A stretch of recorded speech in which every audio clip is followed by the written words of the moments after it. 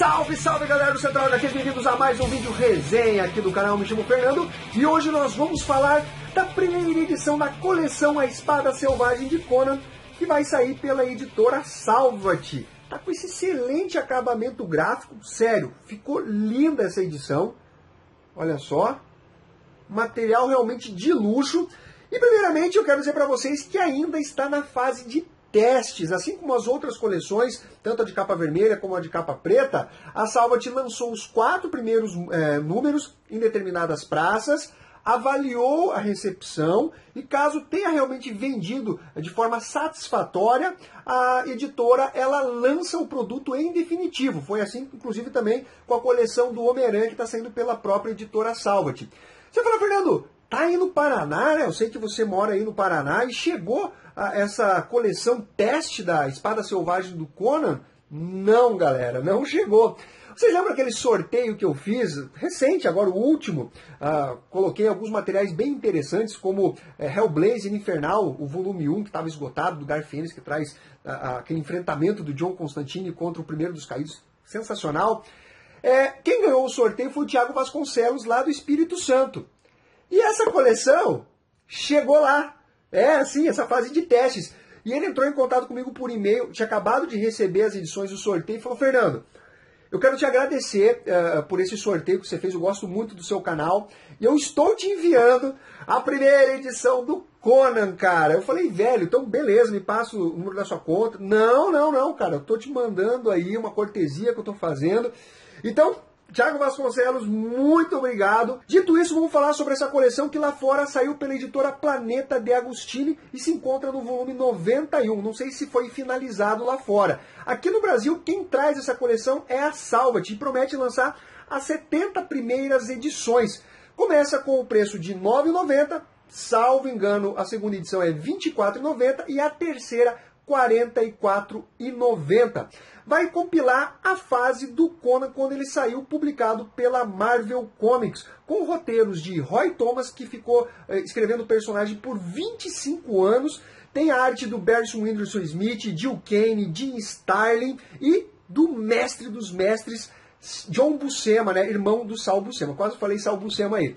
Essa é uma publicação que tem um excelente acabamento gráfico, como eu mencionei. Ele tem um formato maior, olha só, do que outras coleções da própria editora Salvat.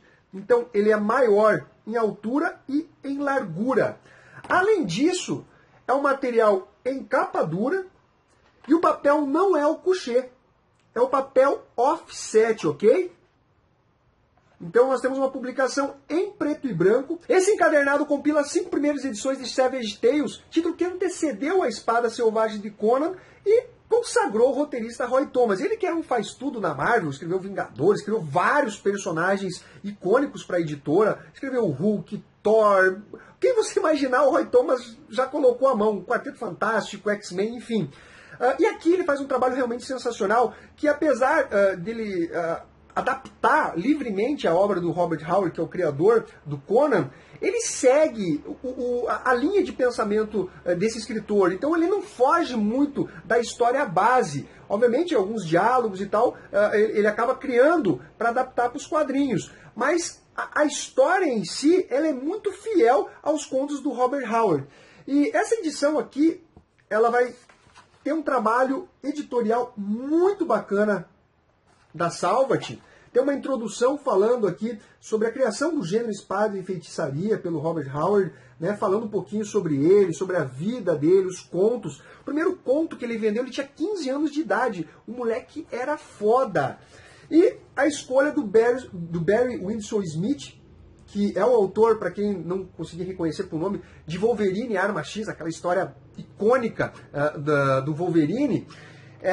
Ele foi escolhido por ser um artista ainda desconhecido. Eles não botavam muita fé no sucesso de uma versão, né, espada e feitiçaria para os quadrinhos, né, adaptando o Conan. Inclusive tinha outros personagens desse gênero que foram cotados para serem adaptados para os quadrinhos. Então eles não quiseram arriscar com um artista muito consagrado, ainda que tenha a participação aqui de artistas de renome, como Gil Kane, Jim Starlin, John Buscema, entre outros. É um artista, o Barry Windsor Smith, de encher os olhos, o detalhismo que ele coloca. Aqui uma arte um pouco diferente, com uso mais de sombras. Olha como o cara é monstro para desenhar. Ele realmente é foda. E ainda que eu pague o maior pau para a arte dele, eu ainda prefiro um pouquinho mais o design do Conan pelo Gil Kane, que é com esse rosto mais quadrado. O do Barry Windsor Smith, ele tem um rosto mais fino, assim, talvez um ar mais delicado. Enquanto que o Gil Kane, olha só, cara, só um monstro desenhando essa publicação. Ele já faz um Conan talvez com um aspecto mais ogro, mais brutal. Depois ainda a gente tem a arte de Jim Starlin. Olha só, o criador do Thanos fazendo um trabalho sensacional nas primeiras histórias do Conan pela Marvel Comics.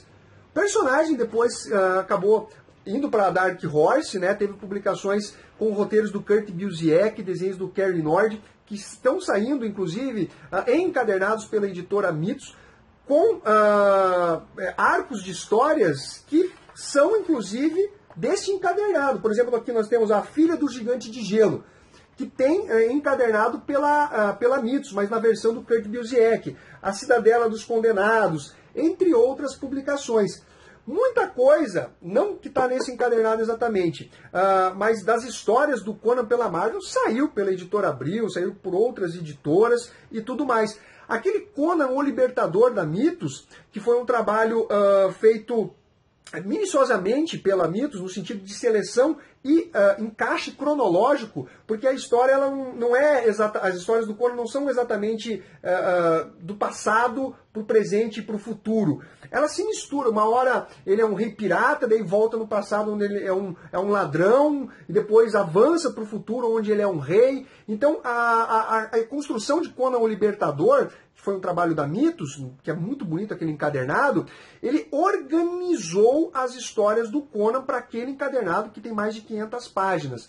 E aqui nessa publicação, que tem cerca de 160, nós vamos ter em ordem cronológica, no sentido de lançamento, e não da vida do Conan, né, retratada nas histórias. Então, como eu mencionei aqui, as 5 primeiras edições de Savage Tales, e depois vai começar pela Espada Selvagem de Conan, 1, 2, 3, 4...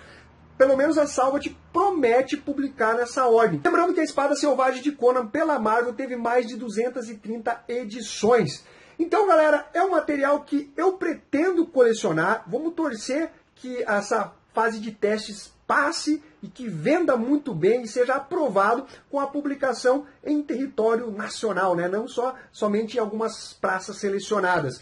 E aí eu deixo minha recomendação para vocês de que, se você pretender comprar toda a coleção, vale muito a pena você assinar, que é o que eu pretendo fazer. Porque vai sair mais barato, você vai ter um desconto e você não vai ficar dependendo daqueles reajustes que acabam surgindo por aí.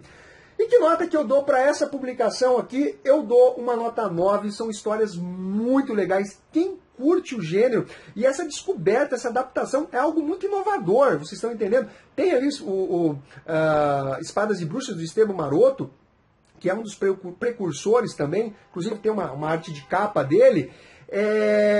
Aqui nós temos ainda os roteiristas tentando criar esse gênero para os quadrinhos, né? Adaptar para os quadrinhos. Então realmente é um trabalho primoroso e fico feliz com o acabamento gráfico da editora Salvat. E é isso aí, galera. Um abraço para todos. Espero que vocês tenham curtido esse vídeo. Fui!